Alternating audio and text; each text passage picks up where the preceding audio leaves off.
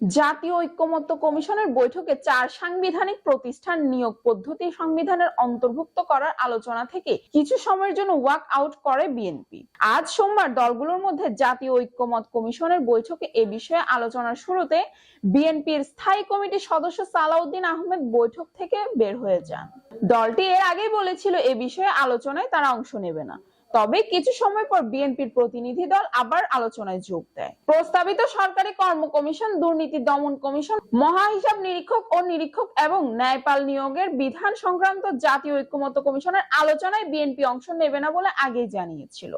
আজ সোমবার foreign service একাডেমিতে দ্বিতীয় ধাপের সংলাপের 20তম দিনের শুরুতে আলোচনার জন্য শুরু হয়।